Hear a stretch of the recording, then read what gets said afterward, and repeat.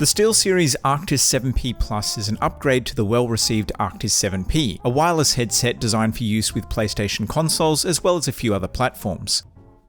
This upgraded version has had quite a lot of fanfare from the big outlets, with many singing its praises and throwing around statements like this is the best headset for PS5. But is that really true?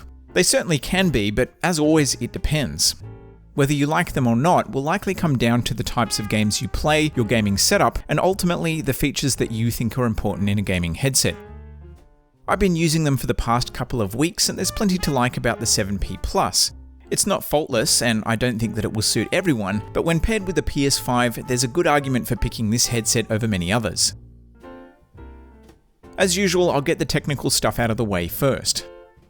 The 7P Plus has 40mm neodymium drivers with a frequency response of 20Hz to 20 kHz, and the microphone frequency response is 100Hz to 6.5 kHz. When using it wirelessly, it uses a low latency 2.4 GHz connection, and the range is 40 feet or 12 meters. This is all pretty standard stuff in the price range. What's not standard is the 30-hour battery. This is double the battery life of many other headsets on the market. Charging is done via USB-C, and the 15-minute rapid charge will give you 3 hours of use.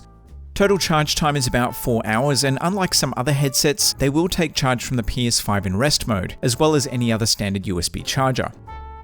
The 7P Plus can be used like a traditional wired headphone too, using the supplied audio cable. They don't need any power when wired either, so there's almost never a scenario where you can't use them. Oh, and you can charge them while using either the audio cable or wireless dongle. They weigh 420 grams, which does make them slightly heavier than many of its rivals, although this doesn't affect how comfortable they are, at least it doesn't for me. On the left ear cup, you have the power button and the sidetone dial. Sidetone manages the amount of your own voice that you can hear by feeding input from the microphone back into the headset.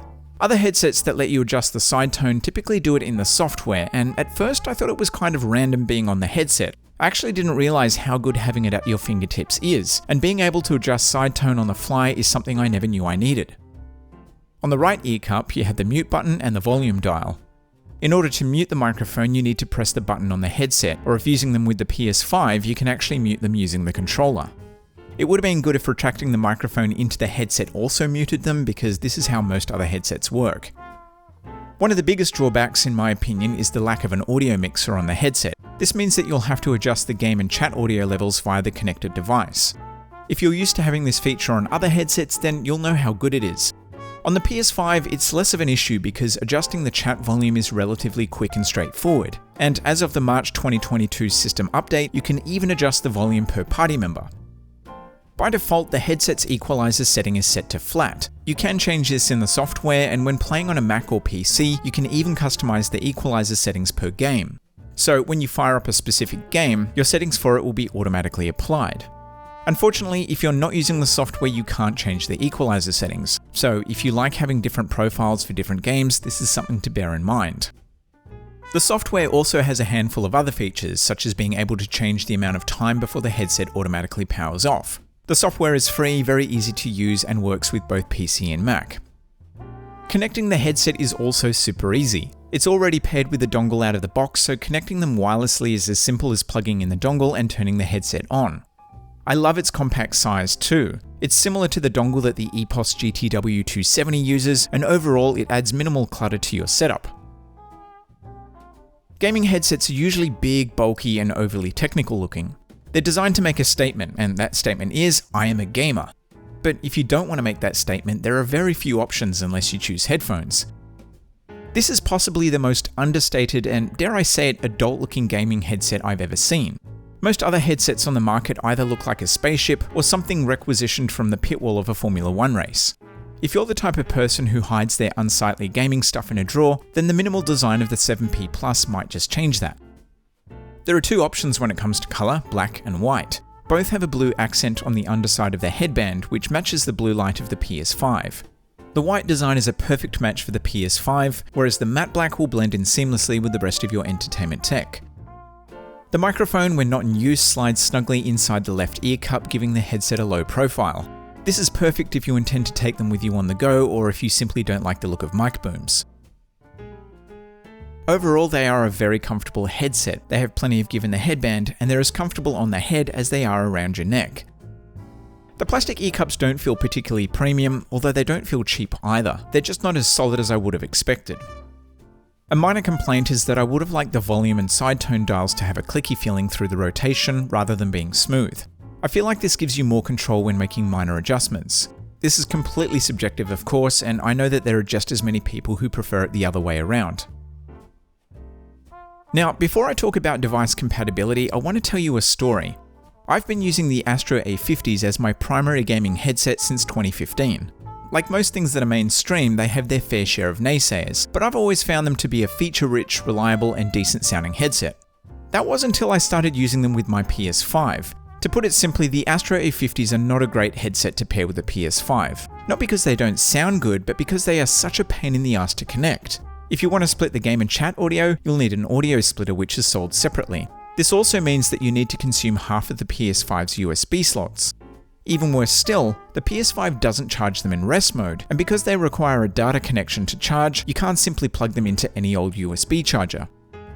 The Arctis 7P Plus doesn't have any of these problems. There are no extra wires, splitters, or need to mess around with the audio settings. By default, the PS5 will recognize the device when it's plugged in and automatically switch to it. Now, the marketing for the 7P Plus pushes this as a PlayStation and specifically PS5 headset, but it's actually compatible with a variety of devices. The wireless USB-C dongle works with most Android phones with a USB-C port, PC and Mac, PS4, and the Switch.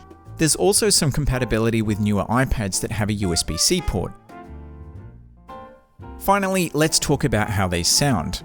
To be perfectly honest, there's only so much you can ask from a gaming headset in terms of audio quality. They're designed to be a convenient all-in-one gaming solution, not something that audiophiles will analyze and debate at length.